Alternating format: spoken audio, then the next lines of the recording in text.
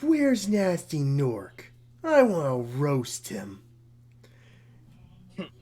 You all I'm know. confused. You all know that line. I mean, the famous I do. line. The famous line that's said in the opening to Spyro the Dragon, a game that would eventually become its own very popular series in a trilogy of games. Yes, just a trilogy of games. We're not talking about the others. Ignore them. Moving on. I didn't have a PlayStation. What about the remakes? We I've can played the first one so far. yeah, we can talk about the remake. The remakes we can acknowledge. The others, Yeah, we don't. eh, Yeah, we don't talk about the ones where they beat him with the ugly stick. Oh, yeah. Cry, Fanders. Yeah, we don't talk about that. Mm-hmm. Yep. But but the most important thing to take from this is that Spyro is over 20 years old, and that means he's a retro, and that's what today's video is going to be about. Our classic retro games. Woo! I'm Thomas 2 Stove, and I'm going to take you on this journey as we talk about, well, whatever games we feel, with the games that are at least 20 or so years old and make us feel older. Spoiler alert, you're going to hear a lot about a certain bear and a certain bird and a bunch of honeycombs and jigsaw pieces. Stay tuned. Uh-huh. So, Uh-huh. so it's Tiny Toon Adventures. I hate you. Uh-huh. Uh-huh. I mean, you must hate me more because I never liked the cartoon either. Fuck you. Anyway.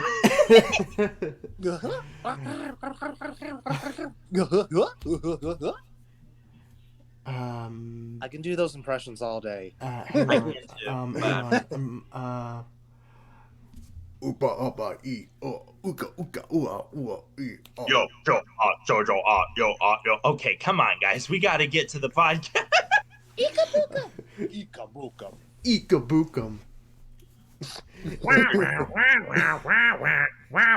Okay. Seriously, when it comes to a lot of retro games, to me personally, that will include something like Crash Bandicoot, Spyro the Dragon, Bomberman 64, Super Mario 64. We're not talking about Glover. Okay, actually, real quick, Glover is not that bad of a game, and it was going to have a sequel to it, but due to them deciding to ordering a bunch of N64 cartridges, no one wanted to stock it. So instead of playing the game out, they just let it die. Yeah. I think technically it's mostly, if not completely complete, but there hasn't really been any word with it.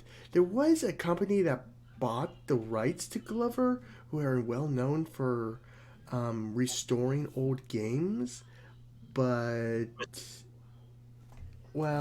essentially,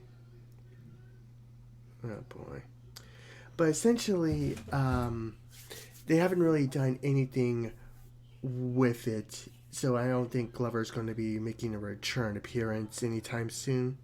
Oh, damn. Which is kind of sad. That was a tough game. I'm not going to lie.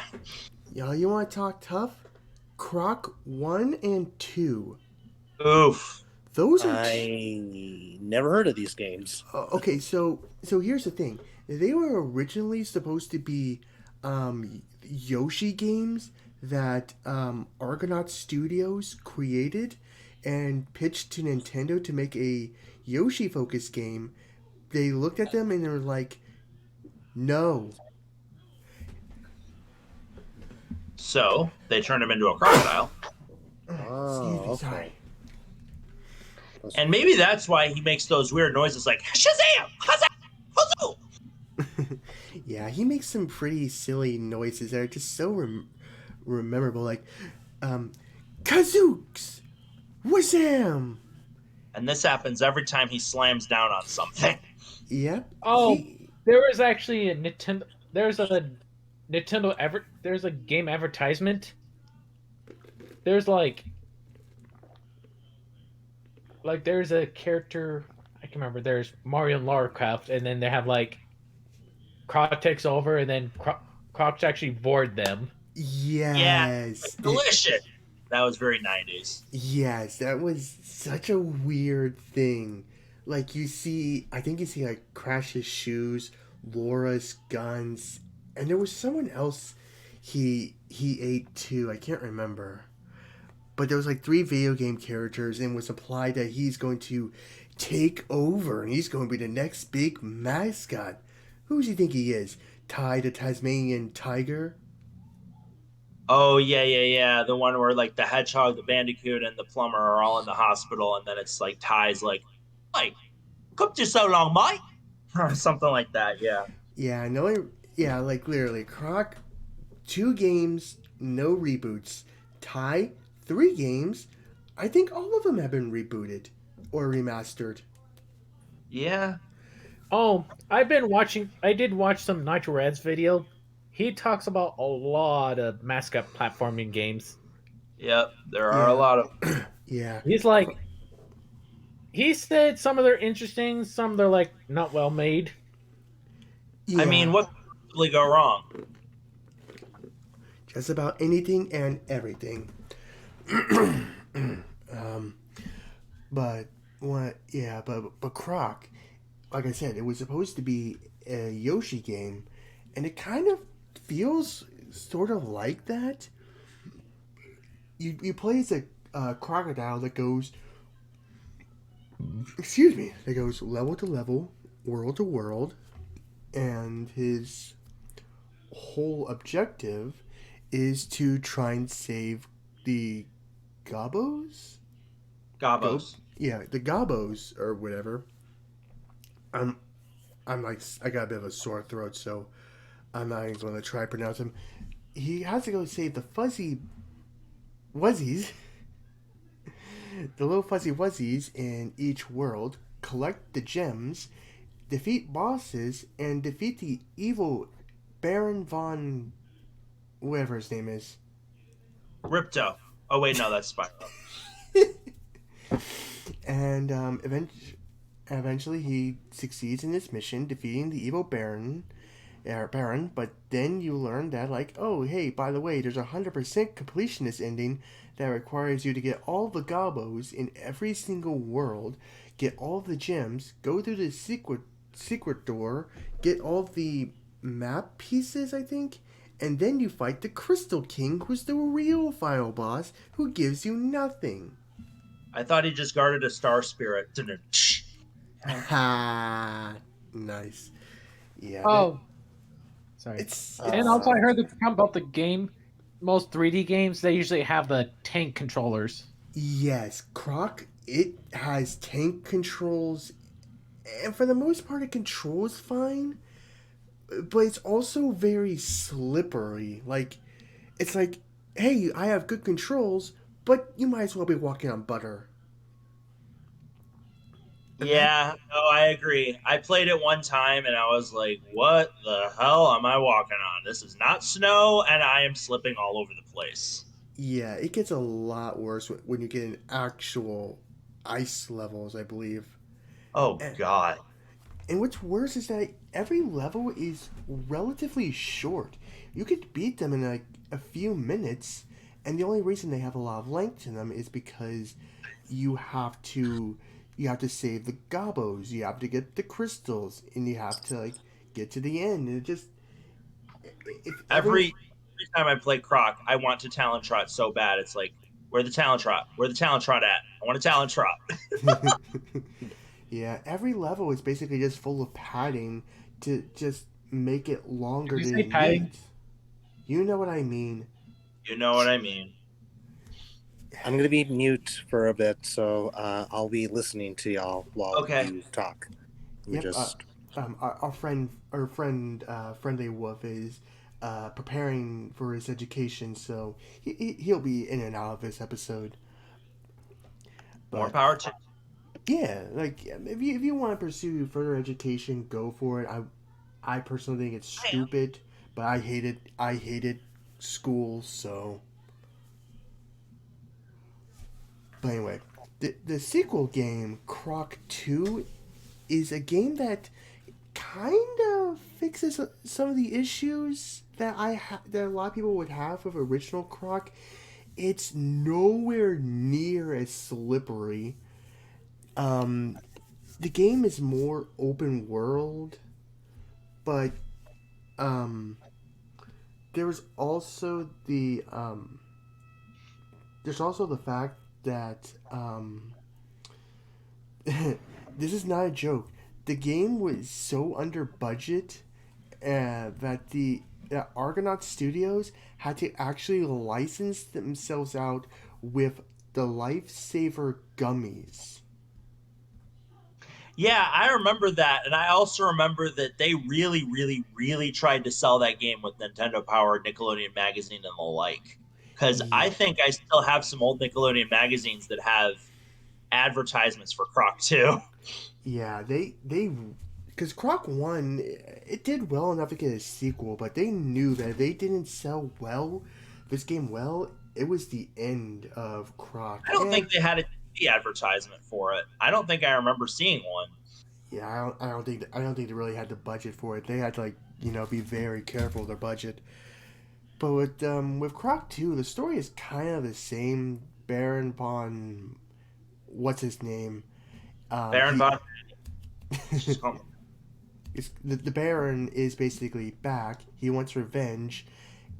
Croc learns that his parents are out there somewhere, so he goes to an island with other gobos, and he goes to 4 different villages to basically solve all of their problems and defeat the bosses and slowly figure out where his parents are. And one thing that's kind of interesting about Croc 2 is the fact that every time you go to a new world, there are fewer levels. World 1 has 6, World 2 has 5. There was a TV commercial, believe it or not. There was a couple of them for 2. Okay. Hmm. Okay, well, that's interesting to know. Um, World 3 had 4, and World 4 only had. I think it only had 2. Yeah.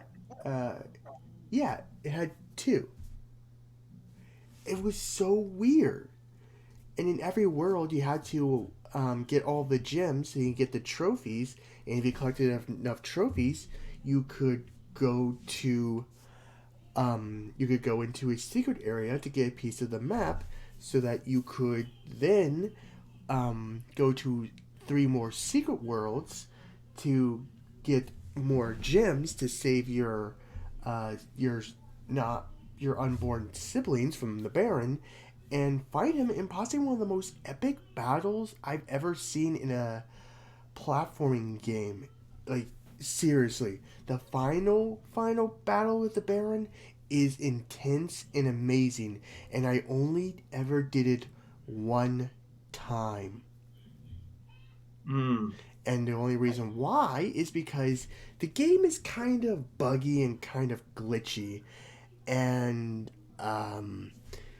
if you want to get the 4th and final trophy, you have to make sure that you get both trophies from the 2 levels, and then go to the last world and hope that the game does not decide to just, oh, hey, you beat both of the levels, go fight the Baron. I'm not joking. Every time you go to that world, you have the 50-50 chance of fighting the Baron again, with no way to stop this. That's some old bullshit.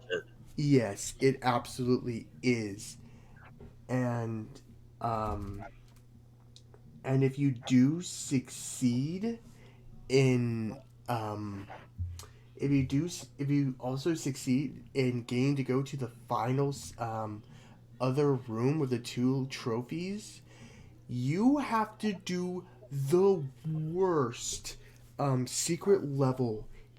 It is a freaking maze. Oh no. And there's no walkthrough guide, as far as I can tell, for Croc 2.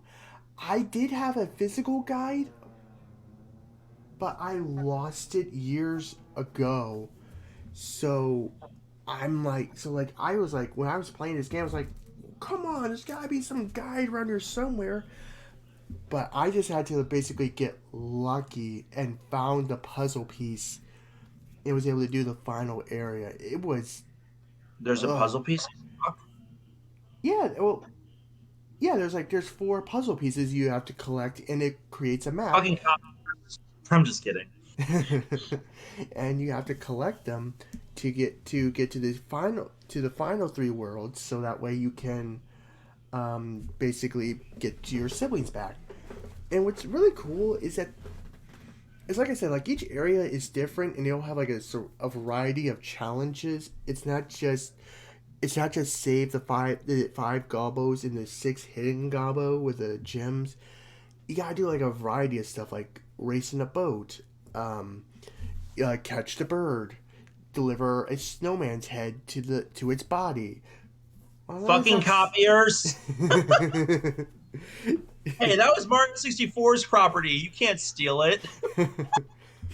Yeah, it was definitely weird that they did that, but there was one level that I always remember because of its song.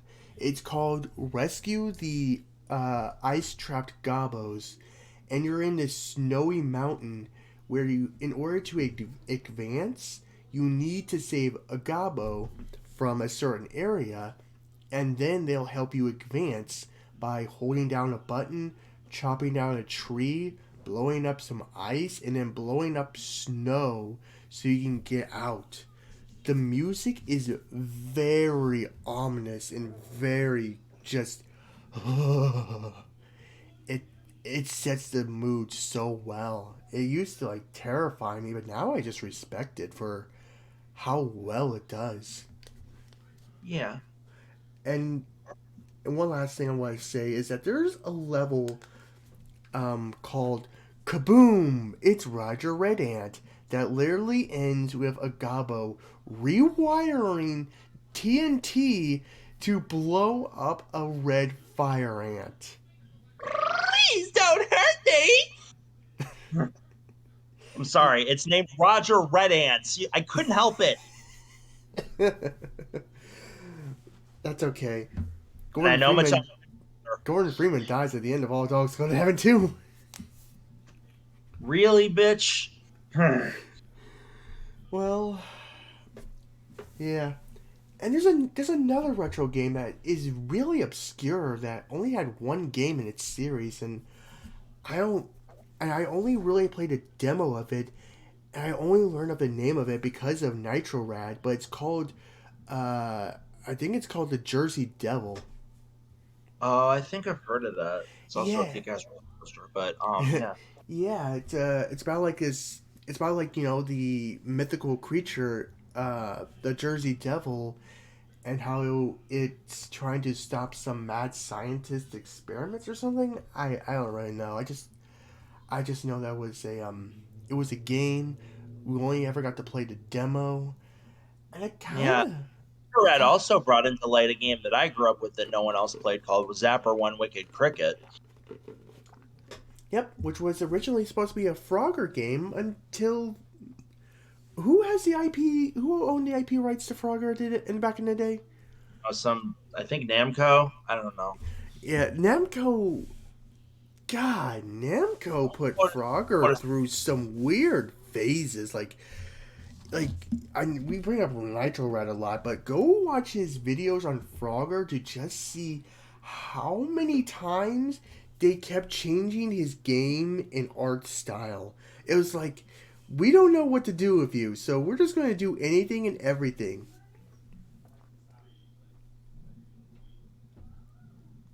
Yeah.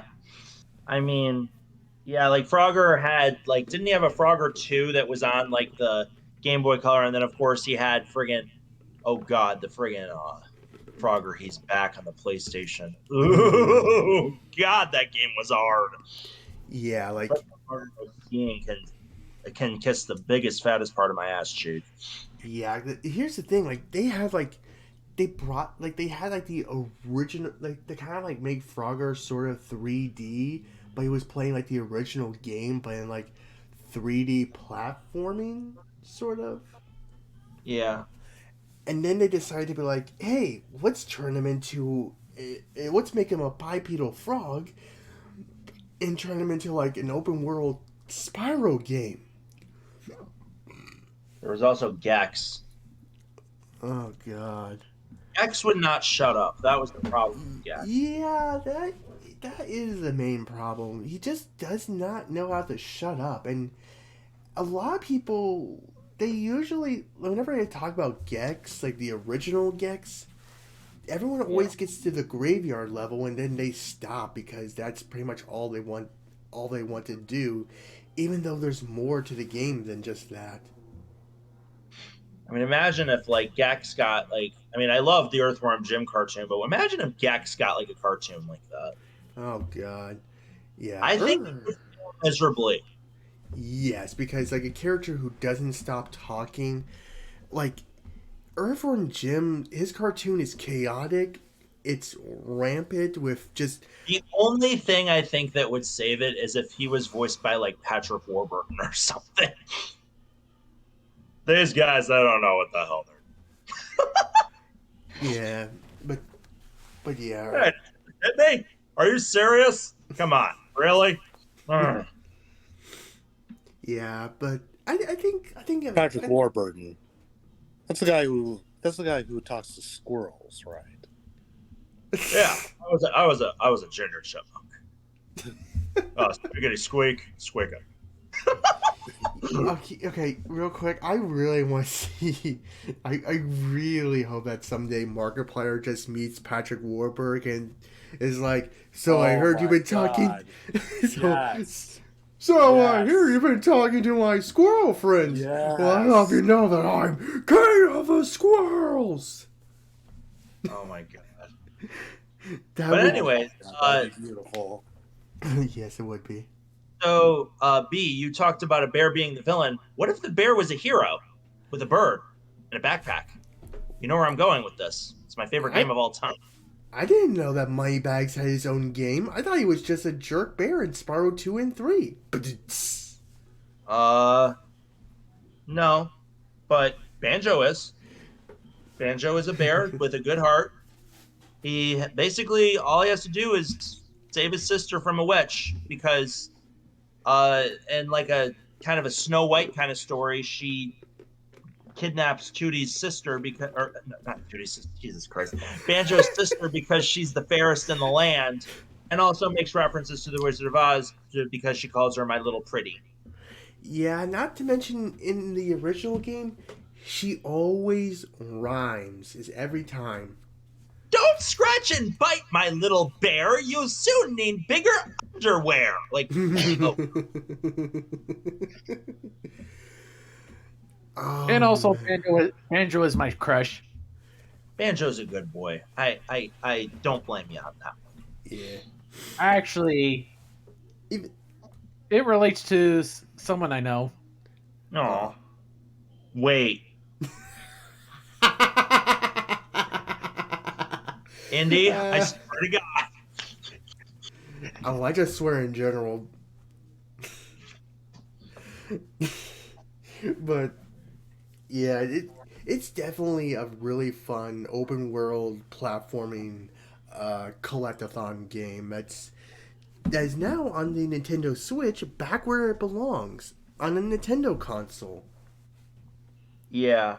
Like literally, it started on the N64, then it went to the Xbox, then it was on Rare Replay, and then Nintendo was like, hey, we're going to bring Banjo-Kazooie back. And Silver basically, he ran around the world screaming yes. Yeah, basically. I went past Japan a couple times too, and I said, fuck your IP. Basically, I could talk all day about Banjo-Kazooie. I think eventually we'll have to make an episode about it because I literally can just gush about this game. But yeah. Since you made references to like how one differs from two from Croc, I could tell you all the ways that Banjo-Kazooie 1 differs from Banjo-Tooie, Oh because God, there's yeah, a lot of ways that this game differs. First yeah. of all, there's a lot of new. Okay, so the first game, it's not linear. It's not linear. It's open world, but even though it's open world, it's kind of linear. A lot of the stuff you do is very linear and not very open worlds, and I like it better for that reason. I actually like it over Banjo-Tooie. Banjo-Tooie, on the other hand, all of the worlds connect to each other in some way, shape, or form.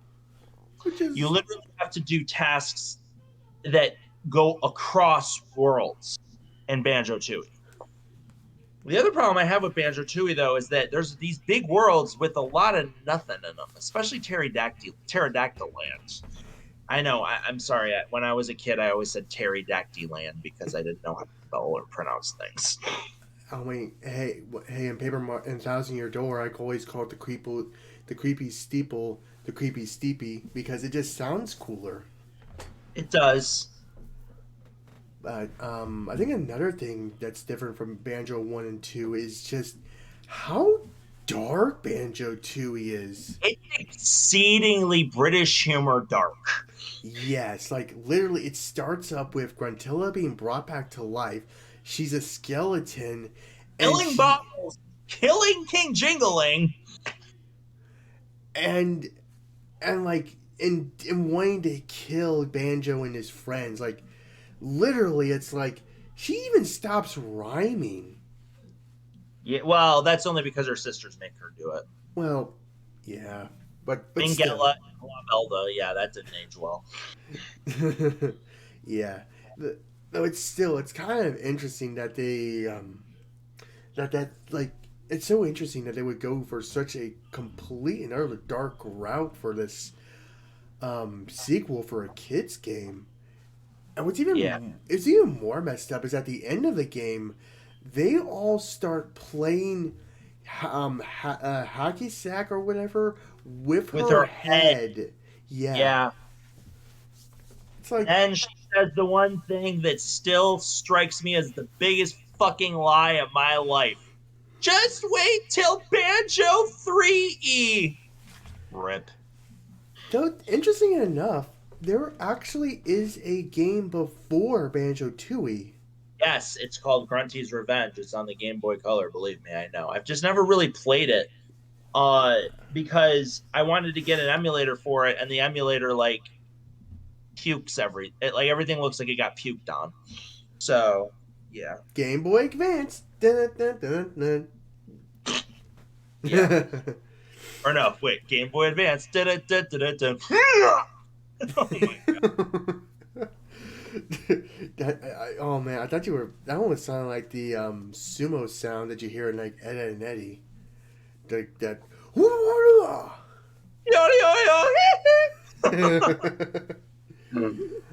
Let's see what. Oh man. But no, I'm still on the topic of Banjo-Kazooie. I don't know. Like, first of all, for those that don't know, Banjo-Kazooie is a game in which there is there's dialogue, but there is no spoken dialogue. Literally everything is yo,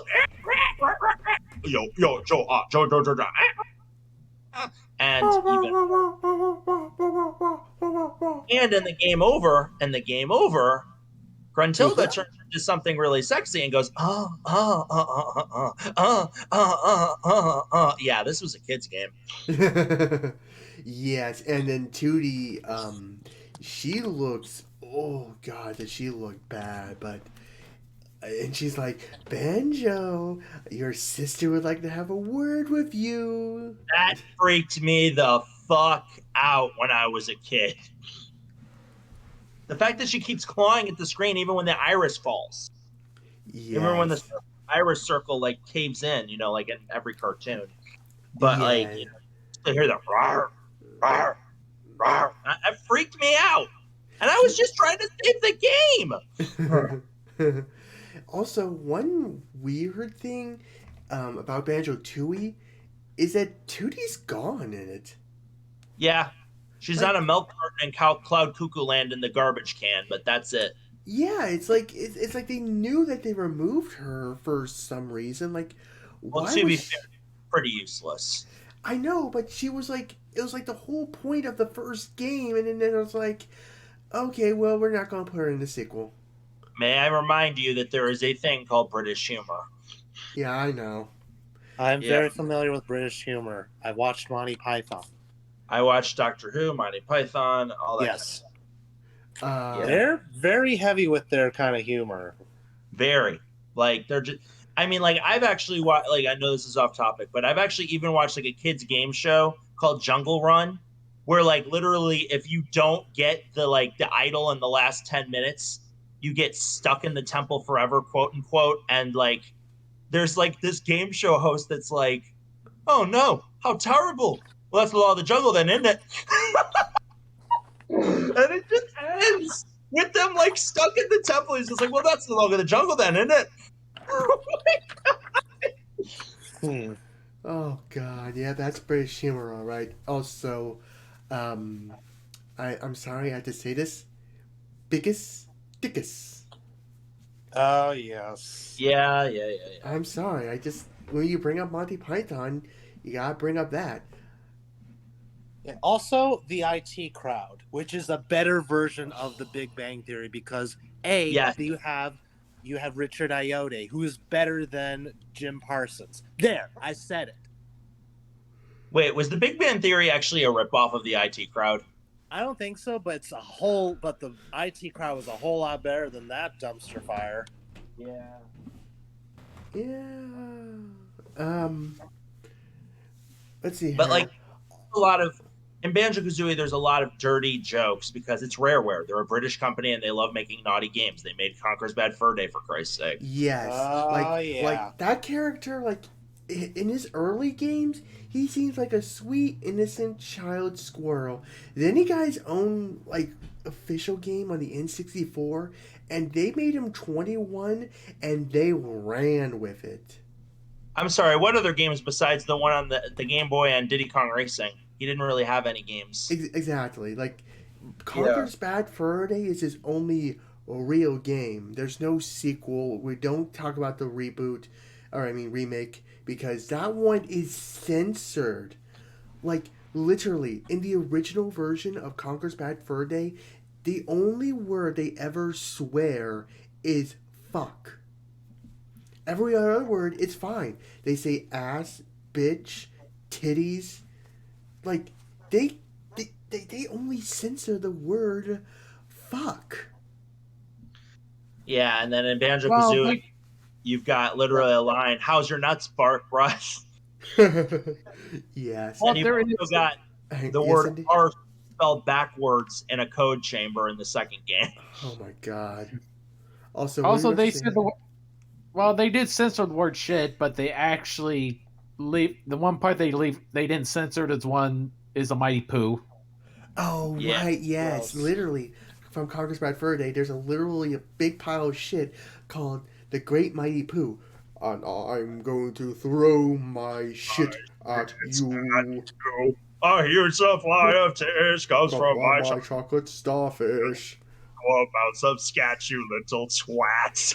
Oh my god. Oh, if you Pulls see out Nintendo, my flamethrower just let you know, and burns the shit up. just let you know, Nintendo Capri Sun did a Let's Play on this game, but it was like blind. Oh Like, yeah, yeah. yeah. Tim does a lot of blind playthrough games. This one is. He said that was the first time reacting to it. It was, even though he's known for toilet humor, that actually surprised him.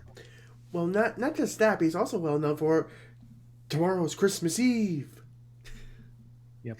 Oh, and then I like the one part is like if you beat 3 rounds, it's like we're not done yet. What the hell? Yeah, Wait a minute. Was that what I'm thinking about? Do I have to flush him down? Yeah. And honestly, it's not like a character platformer, but let's talk about Diddy Kong Racing and how it's better than Mario Kart 64 and every Okay, single playthrough. before we do, there's 2 things I need to say about I think it's it's either in Banjo or Banjo Tooie. There's a Infield.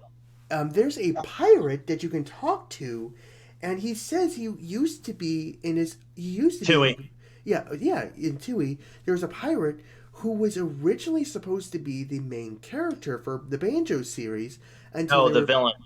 oh no, I think he was supposed to be the protagonist, but I don't remember. No, it was, Well, he was supposed to have like a role in Banjo Kazooie until he basically got Right. replaced, and he remembers, and he gets drunk, and you can talk to him, and like remember like I used to blah blah blah. It's kind of Well, no. interesting. What he says is, I had a dream once because originally Yes. the game was supposed to be called Project Dream on the Super Nintendo, and it was supposed to use the full capacity of the power of the Super Nintendo to be three. Yes. But Yeah. they decided to change it into Banjo Kazooie, which I'm glad they did. I would have loved to have seen a Project Dream. I mean, now I guess Rareware is getting a little piratey these days with Sea of Thieves, but this would have been. Yeah. There was something else I wanted to say about like Banjo Tooie. I can't remember what it is. What was it? We will cover it later in Oh another. right, fuck the bird. Oh, Canary Mary. Yes. Yeah, she's a bitch. I don't like her. Yeah. My thumb hurt in Cloud Cuckoo Land from like racing her, and I never got to beat her. Not even for the jigsaw piece. I wanted the last Cheeto page, but no. Yeah, fuck that. Anyway, so why is it that you apparently want to piss off all Mario fans? Because Diddy Kong Racing and for lack of a better word, also Crash Team Racing is a lot better than Mario Kart 64. There, I said it. Fight me. It's also a lot more challenging than Mario Kart 64. Both of them. Yeah, look. Here's the thing. After like playing Mario Kart again on the Switch, it is without a doubt very bland and very boring. It kind of is. I'm not gonna lie. Like, my favorite Mario Kart is Double Dash. That one was like a league of its own. I absolutely love Mario Kart Double Dash. Yeah. However, Mario Kart 64 is boring too, because when you compare it to Diddy Kong Racing, Crash Team Racing, and hell, even Mickey's Speedway, it's boring. Yeah, there's like take Mickey's Magic Raceway, Diddy Kong Racing, and CTR. There's something about each of them that just shines. Like CTR, you have all these iconic characters from the first 3 Crash games now racing, and some areas you possibly know about or remember or platform through. There's something familiar. There's something that grabs you. The I just still think though that oh no, go ahead, sorry. The shortcuts, they're really, some of them are really clever and really fun to discover and use. And like Magic Raceway, like you're racing through Disney World. That's awesome. Yeah. I just like to say though to like anyone who doesn't know what Diddy Kong Racing is and only knows what Mario Kart is, or same thing with Crash Team Racing, I say it like this. Okay, so you're bad at Mario Kart, right? Okay, you'll get lucky and maybe you'll win. You're bad at Crash Team Racing. Learn to power slide and learn the shortcuts. You'll be fine. You're bad at Diddy Kong Racing. Fuck you. No, just seriously, fuck you. Yep. Like literally, that game does not pull any friggin' easy way out. That game is hard. Especially considering it's like, oh, okay, well, you finish all of the racetracks in and you beat the boss. You know what? Fuck you again, because you're going to have to collect all the silver coins and then face the boss again, and then also win the trophy race. Then you can get the first piece of the Whiz Pig amulet before you can get to the final boss, and then you can get to the space road, because fuck you. Yeah, from what I've seen and heard, Diddy Kong Racing really doesn't hold your hands. It just it throws you in. And it's like, all right, get good. Oh, by the way, you need to drive a cart, a hovercraft, and a plane. Yeah, and like Go ahead. Even if you pick Pipsy, you're still going to have a hard time. Tipsy. Pipsy or Tip Top, they're the fastest. They're the quickest acceleration and the easiest to learn with. But eventually, you got to get used to other racers because you need to be fast too. They have the best handle, the best acceleration, Pipsy and Tip Top. They're pretty much the same. But like, if you really are good, you pick like Banjo or Crunch. And even I'm pretty bad, so I usually end up picking Bumper the Badger. But yeah. I tried to. Okay, here's an example. I actually tried to play Mario Kart 8 in Fursuit. I got second place. I tried to play I tried to play Diddy Kong Racing in full suit. I couldn't even finish. I got dead last. I think I saw that video. Mostly because of the N64 controller not being paw friendly. But here's the thing. I took my paws off and I played Diddy Kong Racing in Fursuit. I got 7th. Damn. And here's the thing.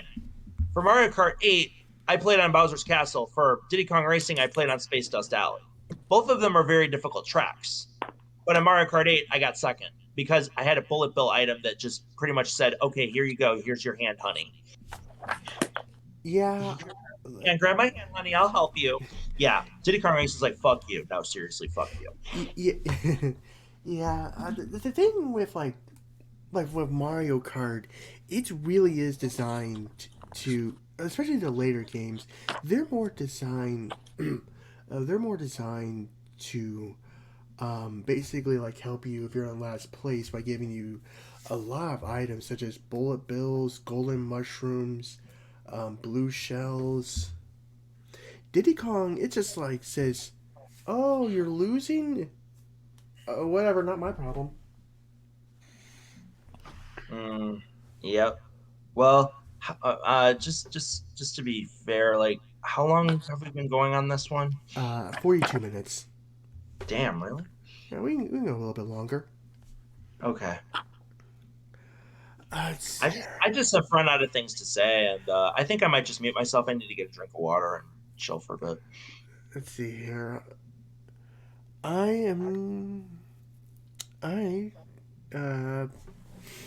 Hey, Friendly, are there any retro games that you are familiar with?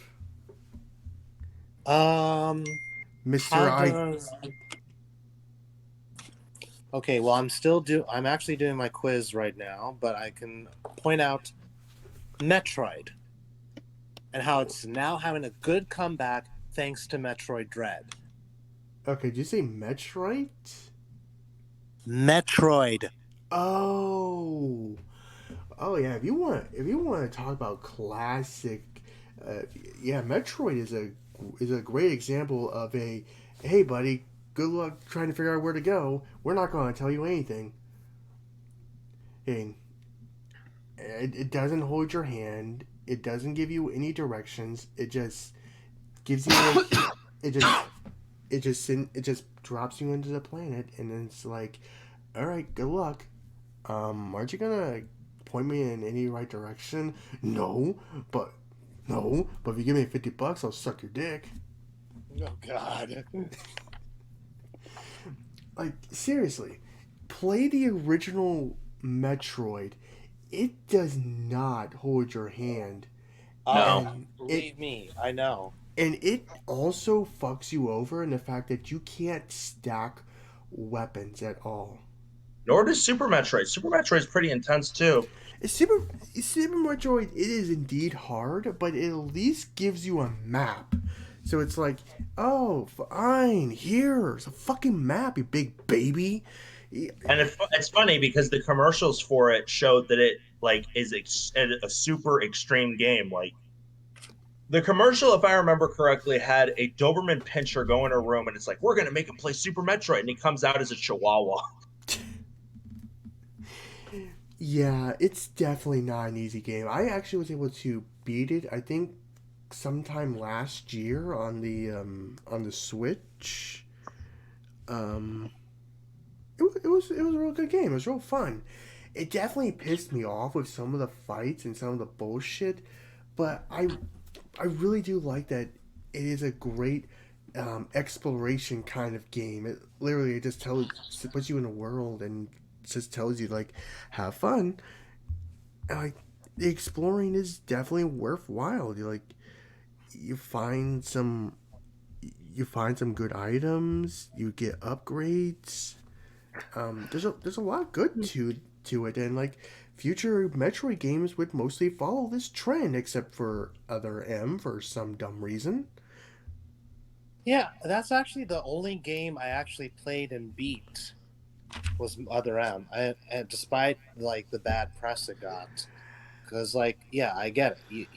People were more accepting of Samus being a mute protagonist Mhm. because they thought, well, I, I mean, I think from the developer's point, they thought that having her have spoken lines, like, humanizes her in some way. But, you can't please every fan. I mean, Right. here's the thing. I wouldn't mind Samus being humanized. Like play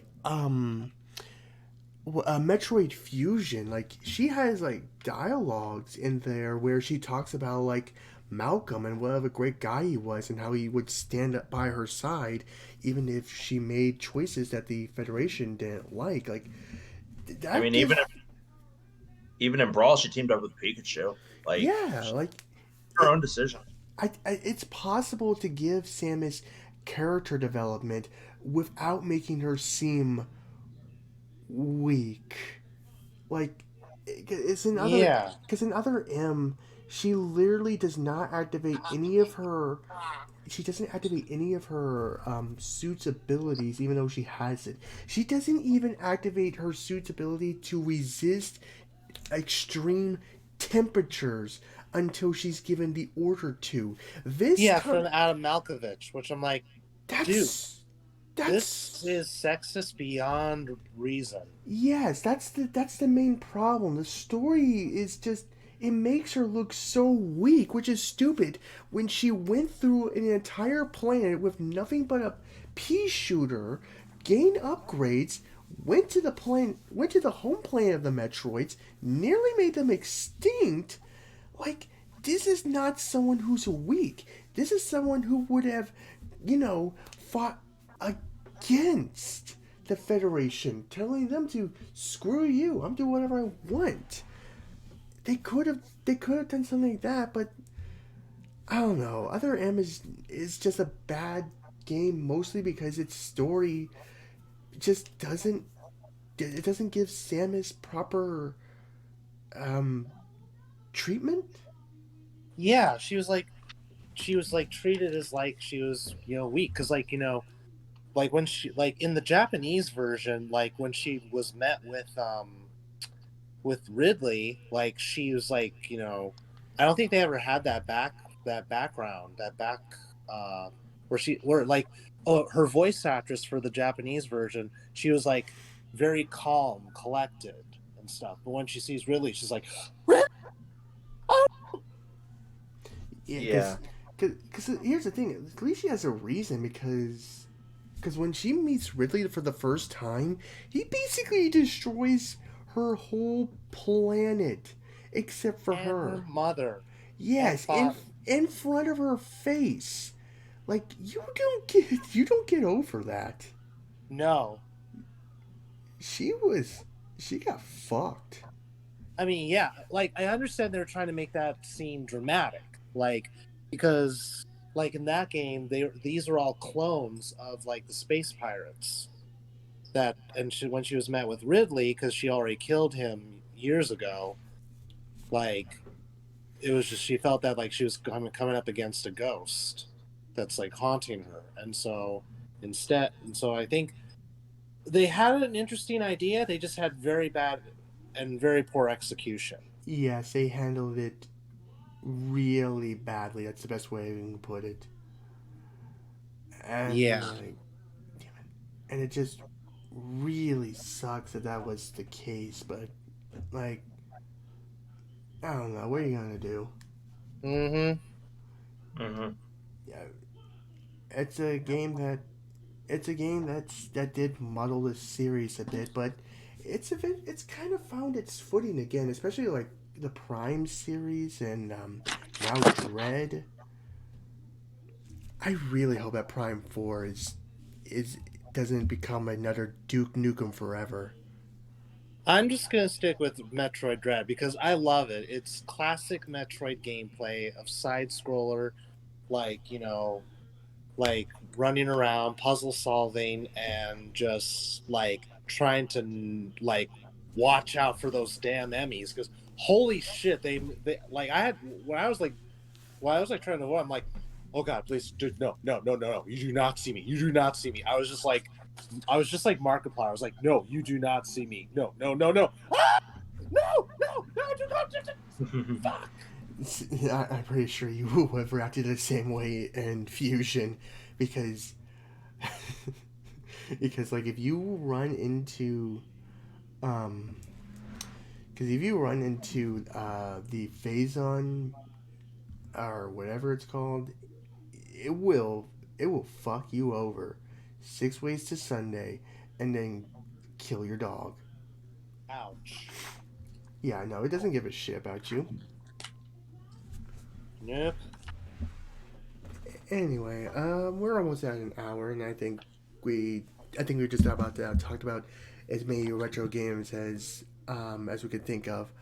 I thank you all so much for joining us in this episode. I'm sorry it's been kind of quiet on the YouTube front. We've been having some, stuff happening, and we just decided to take a little break. But we're back. We hope to get some more episodes in, and we hope to expand what we do, and we hope that you'll be here with us.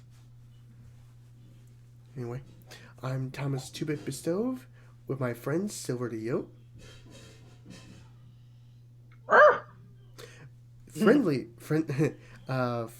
MicahtheWolf. Yo. And IndieTimber, who I think might not be here. I'm here. You're queer, and we're going to get used to it. I'm sorry. Damn right. And this has been our 2 bits on retro games. Take care, everyone. Happy Tales.